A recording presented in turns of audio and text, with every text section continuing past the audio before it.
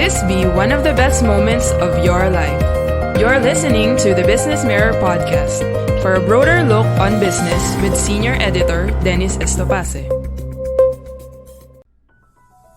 Good day, I'm Dennis Estopace, and welcome to Wednesdays with John Mangun, a podcast to be anchored by John Mangun, a columnist for the Business Mirror newspaper and who operates a website titled mangunonmarkets.com.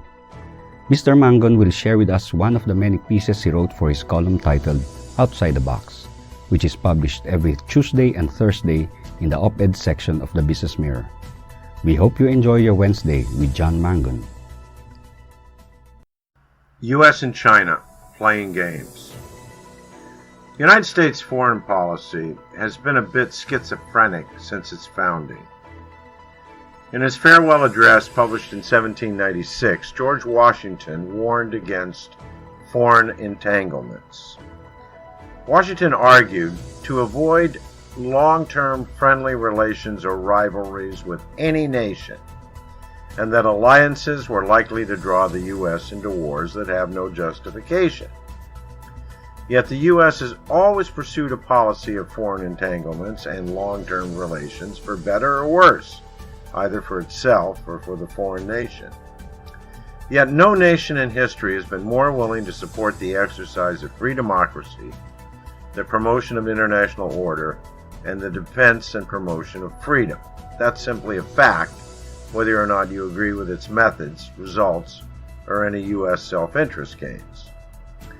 Nonetheless, the 21st century has changed the paradigm for both the U.S. and the world, beginning with the 9/11 attacks. Suddenly and without warning, the U.S., the American people, lost 200 years of invulnerability to war waged on its own shores. Even the December 1941 attacks on Hawaii and the Philippines were in reality an attack on U.S. military forward operating bases. In 2000, as measured by the value of the gross domestic product and purchasing power parity, the U.S. was first at $10.2 trillion, and China was ranked second at $3.7 trillion.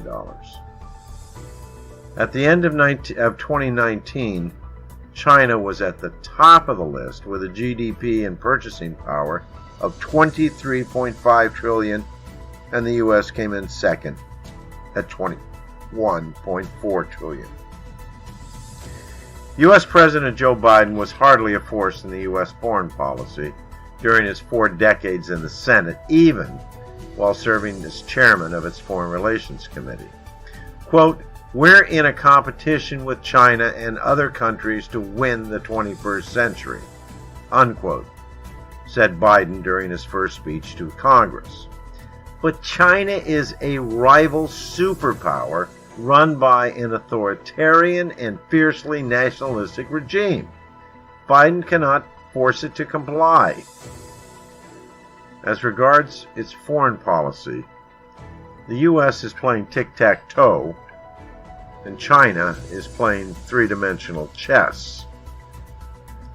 The Biden administration talks about defending the Philippines and Taiwan against Chinese aggression, but the truth is, these are merely X's and O's drawn in a small box on a piece of paper. Meanwhile, China is moving pieces around the chessboard. The Congressional Research Service, the U.S. Congress's think tank, writes earlier this year, quote, "The fact that the U.S. role has been generally stable over the past 70 years does not necessarily mean that this role was the right one, or that it would be the right one in the future. China's only offshore military base is in Djibouti on the Horn of Africa. However, the People's Liberation Army Navy is looking at locations on Africa's west coast. Chinese planners are also eyeing islands in the Atlantic, specifically in the Azores, where there is a military base controlled by the U.S. and the Portuguese.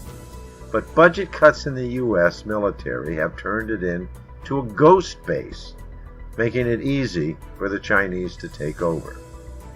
China could even get a base about 100 miles east of Miami, Florida, on Grand Bahama Island, where a Hong Kong-based company is spending about $3 billion on a deep-water container port facility. Could that facility become a military base? The Sri Lankan government in 2014 allowed a Chinese submarine to dock at the Chinese-funded Colombo International Container Terminal. There's also a Chinese funded port in the Abaco Islands, Bahamas. That port is essentially useless from a commercial point of view and could fall into Beijing's military hands. The U.S. may eventually be forced to withdraw some forces from the Western Pacific to counter the Chinese in the Atlantic. Checkmate? Thank you for listening to the Business Mirror podcast.